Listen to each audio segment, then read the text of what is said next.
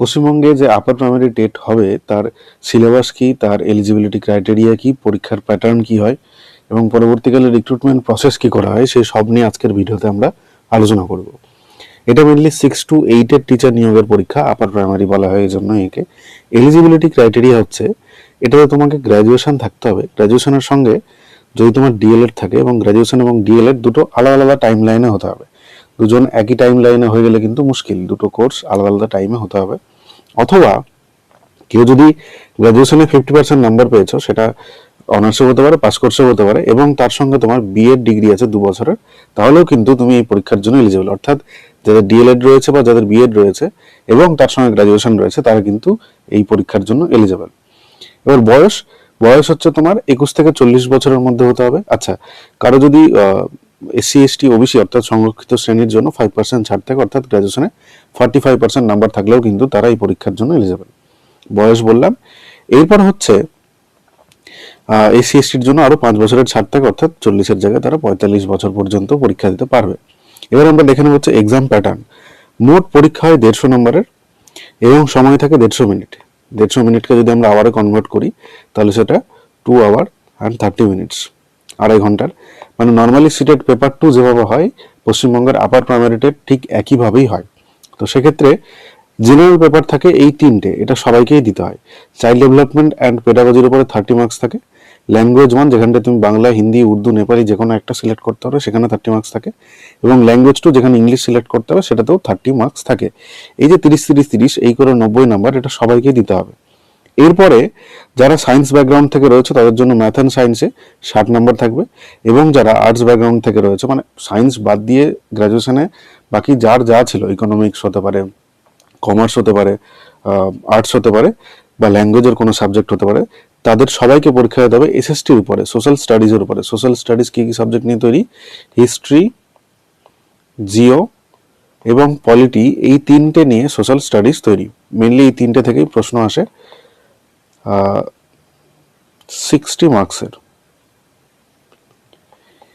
এবার এই যে আমরা বললাম যে 30 মার্কসের চাইল্ড ডেভেলপমেন্ট অ্যান্ড পেডাগজি আসছে, এবং ল্যাঙ্গুয়েজ 1-এ 30 মার্কস। সেখানে 30 মার্কসের মধ্যে ল্যাঙ্গুয়েজ 1-এ আবার ভাগ রয়েছে, কিছুটা সেই সাবজেক্টের পেডাগজি থেকেও আসে। 10 থেকে 15 নম্বর তুমি ধরে রাখতে পারো যে ল্যাঙ্গুয়েজের পেডাগজি থেকে আসবে, অর্থাৎ ল্যাঙ্গুয়েজটাকে তুমি পড়াবে কি করে।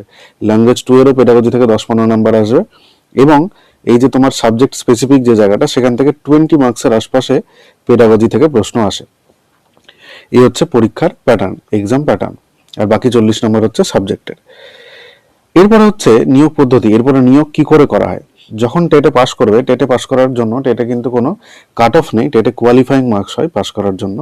যারা জেনারেল ক্যাটাগরিতে রয়েছে তাদের জন্য 90 মার্কস পেলে, অর্থাৎ 150-র 60% নাম্বার 90 মার্কস পেলেই কিন্তু তুমি টেট কোয়ালিফাইড হয়ে গেলে, আপার প্রাইমারি টেট কোয়ালিফাইড হয়ে গেলে। এবং তা বাদে যারা সংরক্ষিত শ্রেণীর রয়েছে তাদের 82.5 পেলে তারা কিন্তু টেট কোয়ালিফাইড।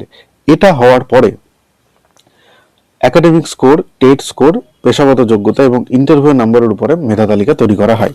মানে টেট পাস করার পরে একদম ডাইরেক্ট ইন্টারভিউ দেওয়া যায়, এবং সেক্ষেত্রে তোমার টেটের স্কোর, তোমার একাডেমিক অর্থাৎ মাধ্যমিক, উচ্চ মাধ্যমিক, গ্র্যাজুয়েশন এগুলোতে কত নাম্বার আছে, এবং তোমার ট্রেনিং যে ডিএলএড বা বিএড সেটাতে কত নাম্বার আছে, আর ইন্টারভিউ নাম্বার যোগ করে মেধা তালিকা তৈরি করা হয়। মাঝখানে একটা জিনিস শোনা যাচ্ছিল যে আলাদা করে আপার প্রাইমারি টেটের পরে সাবজেক্ট স্পেসিফিক আলাদা কোনো পরীক্ষা হবে কিনা, যদিও সেটা এখনো কিছু কনফার্ম নেই, সেটা নতুন নোটিশ বেরোলেই আমরা পরিষ্কার করে বলতে পারবো। কিন্তু এখনো পর্যন্ত পাওয়া তথ্য অনুযায়ী আলাদা করে আর পরীক্ষা নেওয়ার কথা নেই। মানে টেট কোয়ালিফাইড হওয়ার পরে ইন্টারভিউ দিয়ে ডিরেক্ট জব। এবার বিষয়টা হচ্ছে যে আপার প্রাইমারি টেট কবে হবে। সূত্র মারফত খবর পাওয়া যাচ্ছে যে 2026-এর মার্চের মধ্যে ওরা নোটিফিকেশন বের করবে, এবং সেজন্য আমরা এখন থেকে ব্যাচ চালু করে দিচ্ছি, যেই ব্যাচে আমরা প্রত্যেকটা সাবজেক্ট পড়াবো, এবং প্রত্যেকটা সাবজেক্টের পেডাগজির উপরেও আমরা যথেষ্ট ফোকাস দেবো, যেন তোমার পেডাগজিক্যাল অ্যাপ্রোচটা ক্লিয়ার হয়ে থাকে, তুমি যেন সাবজেক্টের সাথে সাথে পেডাগজির নাম্বারটাও পাও। তো এই ব্যাচে যুক্ত হওয়ার জন্য তোমরা এই নাম্বারে যোগাযোগ করতে পারো, নাম্বারটা আমি লিখে দিচ্ছি। এবং আমরা প্রত্যেকটা সাবজেক্ট যা পড়াই তার পিডিএফ দিই, প্রত্যেকটা চ্যাপ্টার ওয়াইজ পিডিএফ দেওয়া হয়, এবং চ্যাপ্টার ওয়াইজ প্রিভিয়াস ইয়ারে টেটে, আপার প্রাইমারি টেটে, সিটেটে যা যা প্রশ্ন এসেছে সেই প্রশ্নগুলো এখানে আলোচনা করা হয়, এবং প্রত্যেকটা ক্লাসের ভিডিও রেকর্ডিং দেওয়া হয়। যদি তুমি কোনোদিন ক্লাস মিস করে দাও তাহলে তুমি ভিডিও রেকর্ডিং দেখেও নিজের কনসেপ্ট ক্লিয়ার করতে পারো। এবং ইন্টারঅ্যাক্টিভ ক্লাস হয়, মানে এরকম নয় যে স্যার শুধু বলে যাচ্ছেন স্টুডেন্টরা শুনছে, সেরকম নয়। প্রত্যেকে মাইক অন রেখে নিজেদের মধ্যে কথাবার্তা করে ক্লাস করতে পারে। অফলাইন ব্যাচেও ঠিক একইভাবেই পড়ানো হয় এবং ডাউট ক্লিয়ারিং ফ্যাকাল্টি আমাদের রয়েছে, তারা প্রত্যেকদিন ডাউট ক্লিয়ার করে। এর সাথে সাথে আমরা যেটা করি, প্রত্যেক দিন আমরা গ্রুপে কুইজ কন্ডাক্ট করাই, যেই কুইজগুলো হয় প্রিভিয়াস ইয়ারে যা প্রশ্ন এসেছে তার উপরে। এর ফলে কি হয়, ছাত্রছাত্রীদের কনসেপ্ট ক্লিয়ার হতে থাকে এবং ওরা পরীক্ষা সম্বন্ধে ওয়াকিবহাল হতে থাকে। তো তোমরা যদি এই ব্যাচে অংশগ্রহণ করতে চাও তাহলে এই নাম্বারে একটা হোয়াটসঅ্যাপ করো বা ফোন করো, ফোন করলে আমরা তোমাদের সঙ্গে যোগাযোগ করে নেব। এই পরীক্ষা বাদে অন্য পরীক্ষার জন্য যদি তোমরা প্রিপারেশন নিতে চাও তাহলে এই নাম্বারে যোগাযোগ করো, আমরা দরকার পড়লে কাউন্সেলিং করে তোমাদেরকে নিয়ে সামনে এগোবো। ধন্যবাদ।